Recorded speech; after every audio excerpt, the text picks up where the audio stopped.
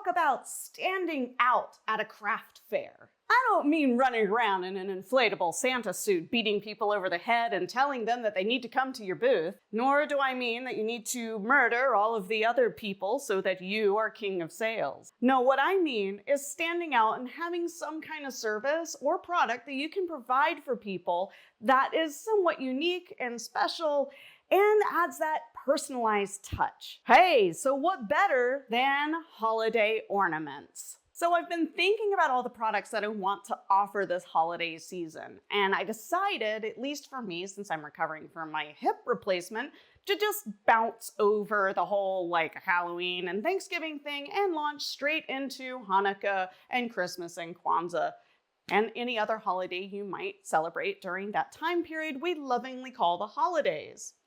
So I've created a bunch of different designs for ornaments, and I thought, if I do these out of wood, I could personalize them, but I'd have to take one of my big diode lasers with me. One of those 400 by 400 millimeter behemoths that you could easily set on a table like this and use outdoors, except for the whole portability aspect. And I have the LaserPecker2, which I love, but it marks metals and plastics, and doesn't really do any natural materials like wood or fabrics. So that's why I now have a LaserPecker2. Where the LaserPecker2 is a 1-watt infrared galvo laser that's just finely tuned its wavelength enough to mark metals, it really didn't do much for me, again, in the wood department. I'll let you guys interpret that joke however you wish. On the other hand, the LaserPecker2 is actually a 5-watt diode laser. It's a blue light laser, and it can actually do really good engravings very quickly. And as you can see, its size is comparable to the LaserPecker2. Unlike the LaserPecker2, the LaserPecker2 actually does come with this tiny little protective shield that has a little fan built into it to pull all of the toxic fumes out and shoot them in the opposite direction. Therefore, that's where you're supposed to put your enemies, aka other sellers, at the craft fair.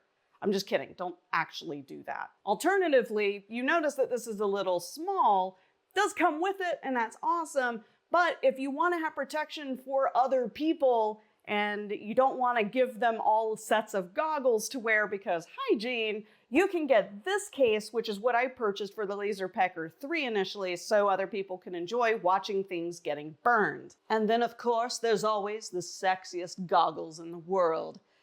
Guaranteed to award you a lovely evening alone with popcorn, ice cream, and cheap wine.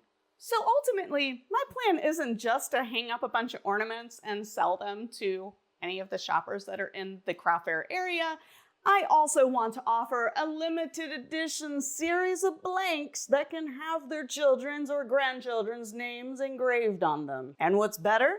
They can watch it being done in less than a minute. So in this video, I'm going to walk you through the process of how I intend to use the LaserPecker2 at my next big craft fair event, which is going to be at the end of November. I will state that for the purposes of this video, I'm going to leave the protective covers off and use the goggles and stand away. I also have my garage door open, so safety is paramount here.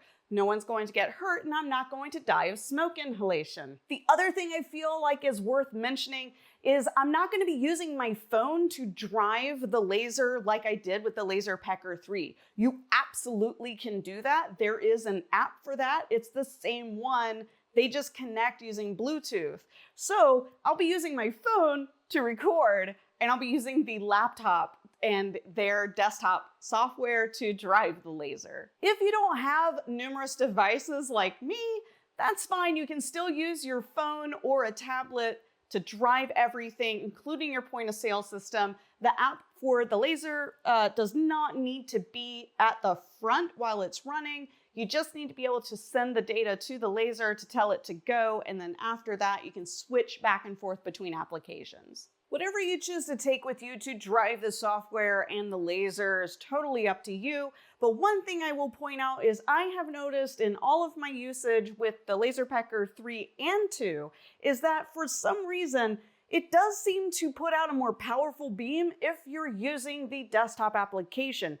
If ever I use the phone, I have to know to crank up the depth and the power in order to achieve the same results as I do with the desktop app. Okay, now that I've gone through all of my disclaimers for the video, let's get started. So the first thing you're going to do, of course, is set your focus just like you would with any other laser. And this is another reason why I don't have the protective device on, is because I won't be able to show you how any of this works if I have that on there. So that's why it's sitting back there.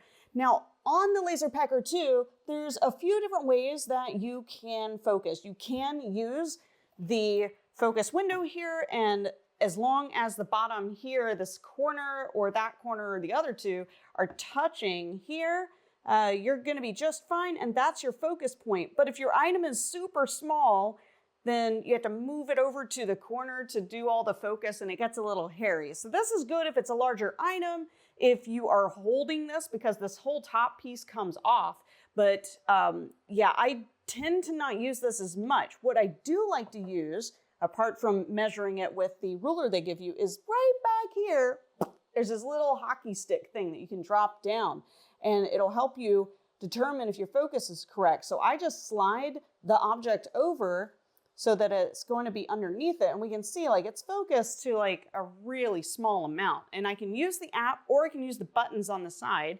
I'm gonna go, I'm gonna around the camera here, and I'm just gonna tap.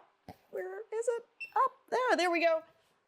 And the buttons are on the side and the camera's like right there. And I'm just gonna tap it once more, and that should get me the focus. So as long as it's touching and not hovering above or, tilting outward this way, then you are in focus. And now you can position this and use the software to preview. So here we are in their desktop software. I've already set up one of my daughter's names to put on the stocking ornament. And I've put that in there with whatever system font I want to use. That's another good thing about using the desktop application versus the iOS or Android app, is that you have access to all the fonts that you love. So instead of getting started with this, I'm gonna do a preview, boop, and that's gonna send a little preview light over to the laser, and then I can actually see what it's doing.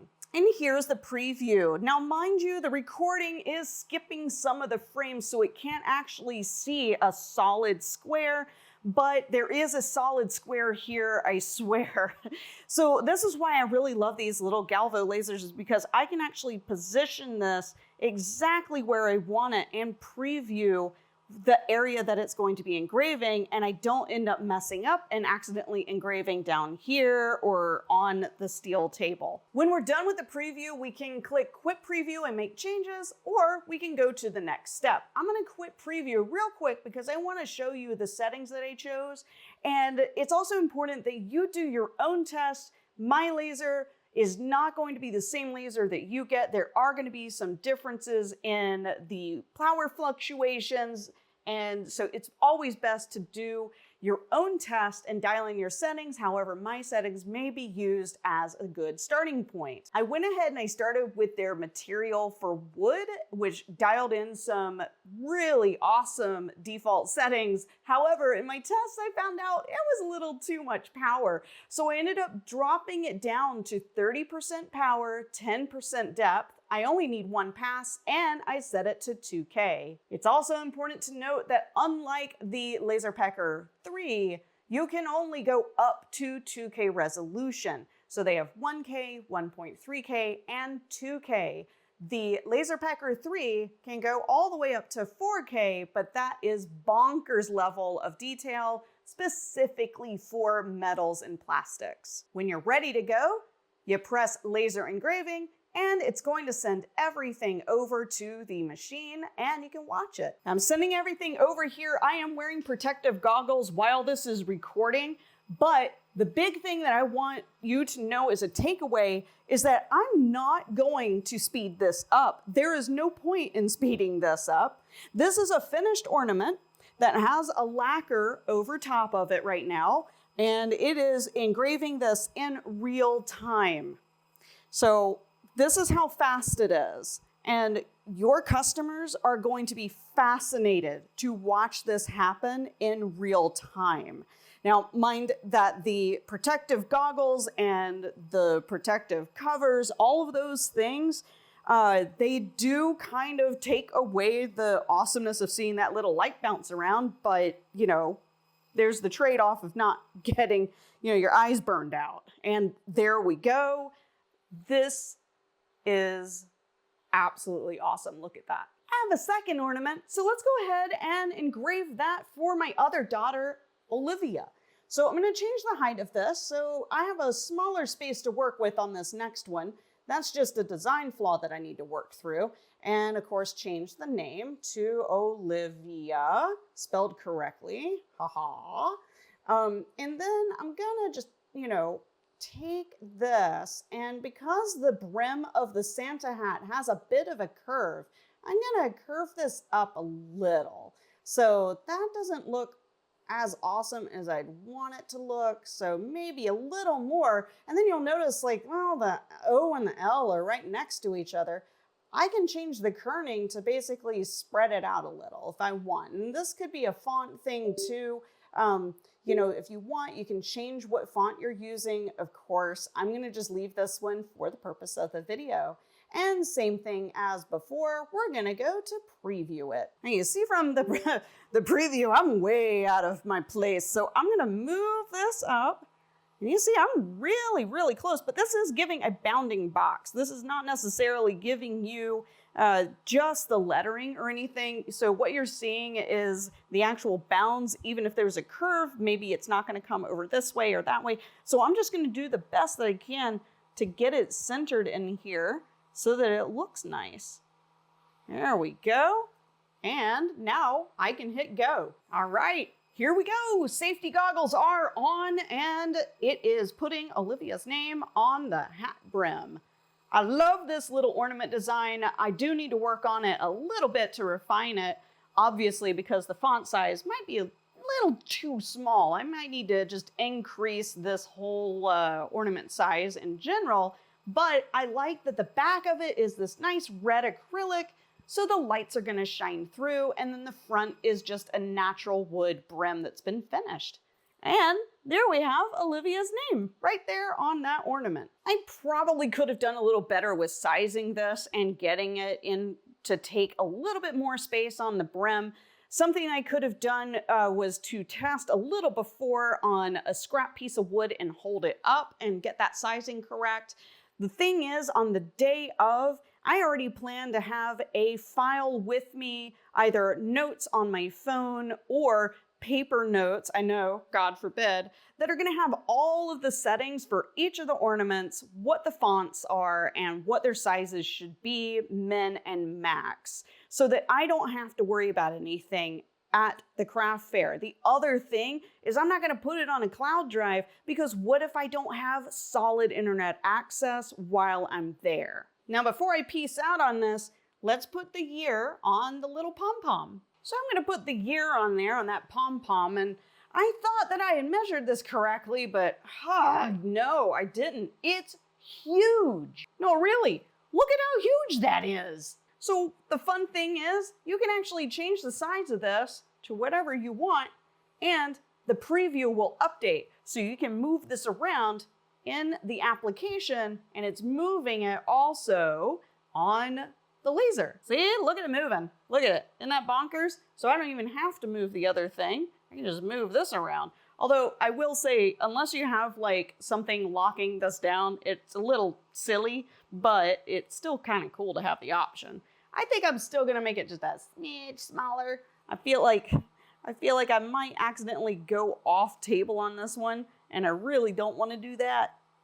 So I think I got it. Yeah, there we go. All right. And here we go. 2023 on the pom-pom. I love doing this in real time because it's so annoying finding copyright-free music I can use as background tracks. Also, they get real goofy. Anyway, here's to engraving in real time. Whee! I don't know which is awkward. You know, me making noises or music. Anyway, that looks so good. OMG. These are looking so sharp. look, I'm gonna hold these up for you so you can see. Please focus, camera. Please focus. There we go. Oh my goodness, look at that. Look at that. And then if I take this one, you can see how that engraving has come out so sharp and so nice. So the main ornament, full disclosure, was cut and initially engraved by my Thunder, which is a huge laser. So I'm using that to cut and prep the stock. So by that, I mean it engraved this edging right here. Then I painted it, sealed it, and had it ready for a personalization with the LaserPecker2. Yeah, you can tell that the engraving rivals that of what I've gotten on my finely tuned Thunder. So again, just to brag a bit, that is pretty darn awesome right there. And I cannot wait. Now, the obvious, if you're worried about power consumption, you can actually take a really small battery like you would for a camping trip, and it will power it just fine. Just make sure to turn off the LaserPecker when you're not going to be using it to conserve that battery. And of course, do not forget the safety tools. All of these covers that you need, yeah, they're not optional. You at least take the one that comes with the machine. Please do not take the laser out there and have it running full bore so that children can come up and stare at it. Or, more importantly, try to reach in while it's operating. In fact, I'm going to take that one step further and insist that if you are going to be taking a small laser like the LaserPecker2 or 3 to a craft fair, that you barricade it so that no one can actually get to the machine to touch it. Make sure that it is out of arm's reach and that no children can get through so that they can touch it while it's pew-pewing things.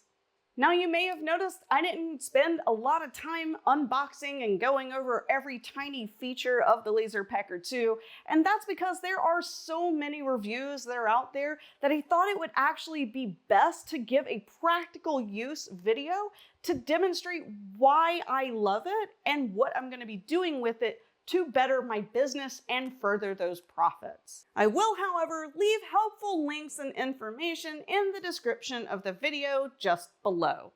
Thank you so much for your time. Please feel free to leave comments or questions in the comments section. I always peruse them. And if you want, like the video, subscribe to the channel, and become part of Sohala.